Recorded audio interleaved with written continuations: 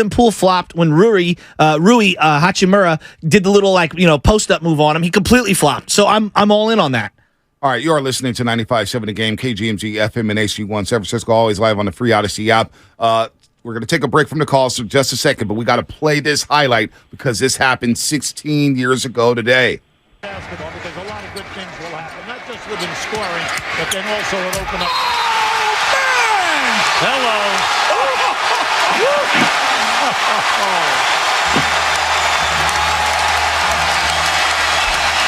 Timeout in Barron's house.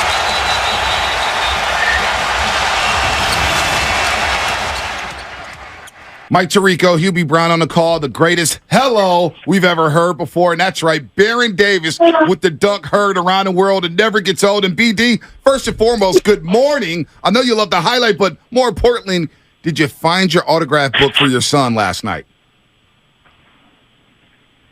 Hello? Yeah, you got us BD. Baron, what's up, man? What's going on, man? What's going tired, on? Man. Did you find the autograph book last night? Because we missed you on the postgame show. We knew you'd be a game time decision, but did you find the autograph book? Here. It was my son lost his autograph book, so I had to go be super dad.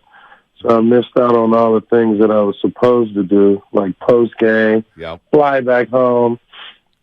But no, we found the autograph book. It was in the club. He was stuffing his face. He was having a good time in JP Morgan Club last night. He was having a blast. Look, we was like, Baron is a game time decision. We hope he comes on, but you never know with B Dizzle. He's got so many things going on here. But I know you enjoyed the game last night. We'll get to that in just a second. But when you hear that highlight at a dunk, how many days a week do you go where you just run into people that say, Baron, man, I love that dunk against Andre Karolinko? I mean, I'm sure people bring it up all the time, right? Oh, yeah. People talk about it all the time. I learned to kind of like embrace it because, different people have different takes on it and they have different moments in their life. The other day, a dude was like, I was in college, our whole dorm, we ran out, and people thought something was wrong. And it was like, man, it's good to play and to play with passion. That's what I play for, really, to, affect people, to have people feel what I was feeling and to make plays where, I definitely wanted to have my own highlight reel. Baron, to this day, me and my buddies still talk about it. We're like 20 deep at the house, and when you lay down that hammer on AK-47 and then lift the shirt up, everyone, oh, what? Like, take me through the lifting of the shirt up. Was it just organic? What were you trying to pull off right there? Yeah, that was just organic. You know what I mean? We have been playing around in practice because I had I was using it as a back brace.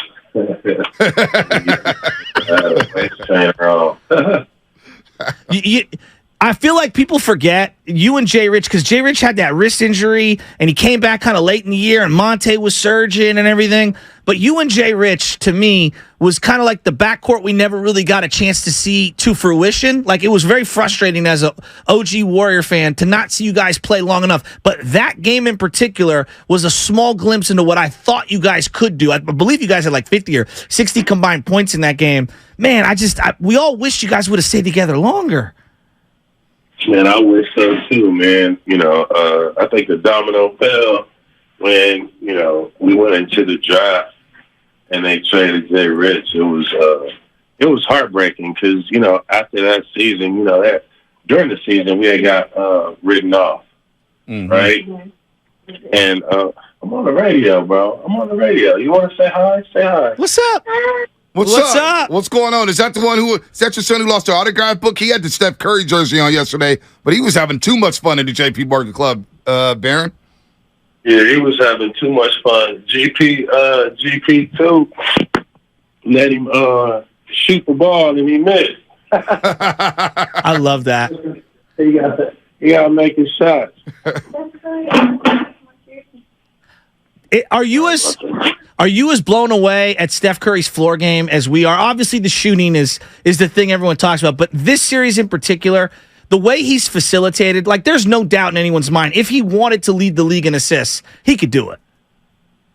Yeah, for sure. I think that, I think that he's starting to unlock, just kind of different attributes that people have always kind of like overshadowed. You know what I mean? He's been overshadowed by the fact that he's a phenomenal scorer, right, and a threat. I've always loved him for the fact that he's a great finisher and a passer. And I always say he never gets enough credit for being that. And I think in this series, that's what he's going to have to be. He's going to have to be a decoy, so he's not a decoy, right? He's going to have to be a playmaker for his teammates because he's really outside of Draymond, he's really the only playmaker on the team. Right. And so, what you're seeing with him is just, I would say a graduation of intellect, right? And a maturity of just his superstar. And when you think about superstars, they continue to evolve. And I think this series is really, a testament to, how he's made adjustments, right? And also, how he's been able to keep, the pace right, keep things right for himself to have opportunity to win the game. And I think that's the most important thing is you want to put yourself in a situation where you can be the best to your talent, but you can also put your teammates in a situation where they can win. And last night, I just thought that he played phenomenal basketball. And anytime he's in the pick and roll in this series, he's really hurt the Lakers because he can get downhill and finish. And so I think that's going to have to be something that, him and the Warriors think about, heading into Game 6. We're talking to Baron Davis here on our Morning Roast on 95.7 The Game. Joe Chasky the Butcher, he's back. I'm Bonte Hill. And Baron, you were mentioning in the J.P. Morgan Club when you're talking to Bully and D, right? You're just like, man, if the Warriors just keep attacking the basket, they can get anything they want. They can get these layups all night long against this team and what you just spoke about in that pick and roll where Steph has to be the playmaker. So what you saw last night and what we're going to see in Game 6, do you believe the Warriors have what it takes to fight back and win this series? Yeah, Warriors got to approach this series quarter by quarter. If they look at it like, winning quarters versus the Lakers, they got a much better chance of beating them. You know what I mean? If you're thinking long term in the game, LeBron is LeBron James. He plays for, he knows how to push people out. He knows how to eliminate and move forward. So, if you play quarter by quarter, just try and win all the smaller battles and stay aggressive, right? The Lakers haven't really had, haven't really been challenged at the rim, right? Or really challenged in the paint. And I think the Warriors have had their most success by going to the hole and being in the paint. So, we'll see whose power reigns in this upcoming game. But if the Warriors want to win the game, I think they have to be aggressive, getting to the hole. And then defensively, you just got to think about winning each quarter. The 16 years ago, obviously, your famous dunk, the We Believe team. I'm wearing one of the We Believe throwback jerseys. It's everybody's favorite team for a variety of reasons. And the characters on that team, are just unbelievable. Like, post-career, Don Nelson turning into, the neighbor of Willie Nelson and, smoking weed with him and playing cards every day. Stack Jack and Matt Barnes becoming media members. Pretty surprising. Why do you think that team is so beloved even to this day, even after all these championships with Warrior fans? You talk about We Believe, and I got goosebumps thinking about it. Yeah, I think, that was we was real rock stars. We real rock stars. And, real personalities. So, it's a lot different. I always say when we play with the Warriors, it was like we were almost like the Beatles are like Bad Boy Records every time we went out, because, we embraced the fans, we embraced the media, we never ran from, no fight, no battle on or off the court. So it was kind of like this whole, mentality of this hip hop mentality, this renegade mentality that I think made us rock stars. And so when you look at what Matt and Stack is doing, in the media space, They're just keeping it real. They're doing what they do, right? Yep. You look at what, Kalena Azubuike. Yeah. He worked for the Warriors. Yep. You know what I mean? And he doing commentating for the Warriors. Al Harrington, he has one of the biggest marijuana brands in the country. And who would have thought that Al Harrington would have went into marijuana? Right. You know what I mean? Well, I might have. Well, his head coach, I might have thought about that, actually. Your head coach did. No, Don Nelson, actually, he in you don't. Hawaii You did. chiefing up. And left and right. How could you think that? You didn't think that. Well, I just always thought that, a lot of NBA players smoked weed during that era, quite honestly. no idea. But I didn't know he'd be a businessman. Nah, you didn't think that. That's a lie. You just saying that Captain. shit. Al Harrington was Captain. not even a weed person. He Yeah. wasn't? He was in the league, so how could you think that? He did it because of his grandma, right? Yep. And so, it's just knowing the story and knowing people who have purpose and being able to kind of relate to them on a level. And really, I think from a media standpoint, our whole team, we know how to handle media. We know that media are people. They're people with opinions. Sometimes they're wrong. A lot of times they're wrong. So it's why not be on the media side where we can be wrong all the time and say whatever we want. Right. But now, we want to be on that side Yeah. to defend athletes, put in the back. Viola To Brand. defend, to defend our peers and to have some real perspective because there's a lot of people who know a lot of stuff, but they don't really know what the deal is. You know what I mean? Yeah, no, I remember Al Harrington. He joined us on TV last year to talk about his club, and he talked about Viola Brands and how he named it after his grandmother and how it helped his grandmother because she was suffering from glaucoma and eye disease, of course, that we all know about. So it's a really good deal with Al Harrington. And hell, your head coach is out in Hawaii doing his damn thing. So you guys were rock stars, and that whistle of the Utah series is very favorable towards the Utah Jazz. By the way, BlackSanta.com. BD, tell us about it, and will we get that We Believe doc through BlackSanta.com?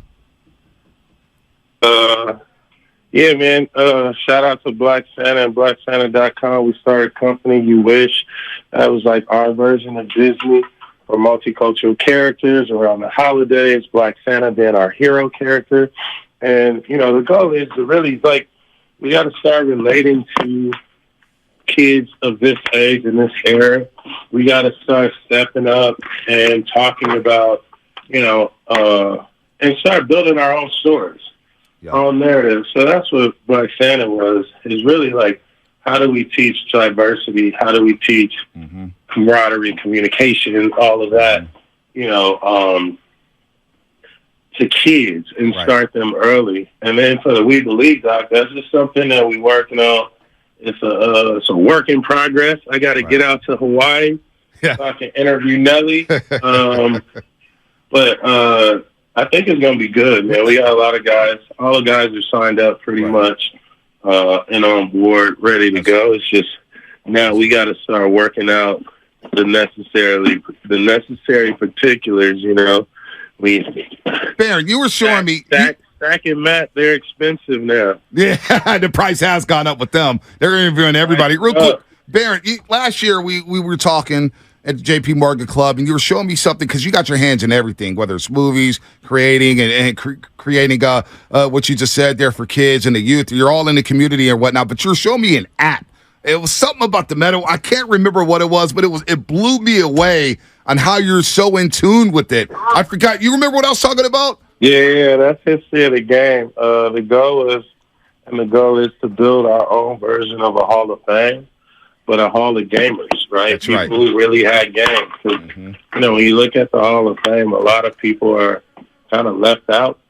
Some people are granted in based on their fame. Right. So for me, it was there's so many great basketball players from the eras that don't get recognized, and this is a perfect place to do that.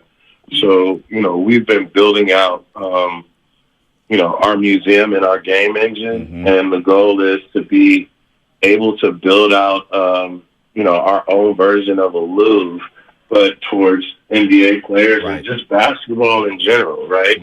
A celebration of the game is really a celebration of the stories and the names that are made of it. Nah, I remember you showing me the app, and I was blown away by it. I thought it was a great idea because, as you said, a lot of hoopers don't get their love, the recognition that they deserve. A lot of it is narrative-based right now. We're always trying to pick apart these athletes instead of picking them up. And remember, we got this job because you guys are balling out there, and our content is based off of what you guys do. So we always want to show respect to you guys. Baron, thanks for joining us at the last second. Love. I appreciate you guys. Appreciate the Dub fans. No doubt. Last night was crazy. My son got to experience that. Yep. You know, I went from number 20 on his all-time favorite player list to number 1. Well, wait. Or 2, I would say, behind Steph. Next time you're at Chase, we got to get you on the set, man. And we'll have somebody find that autograph book for you, man, and get you out on the set because I know Dub Nation loves you. The Gatehouse would have loved to see you. But next time, I'm sure you'll be back up. Hopefully, if the Warriors advance and pass the Lakers to come back from this 3-1 deficit. Appreciate you guys, man. Have a great one. You too. Baron Davis here on the Morning Roast on 95.7 The Game. We'll react to that. We'll get back to the lines here on the Morning Roast. We got to run here and pay some bills. What's coming up in the game? Oh, wait, before what's coming up.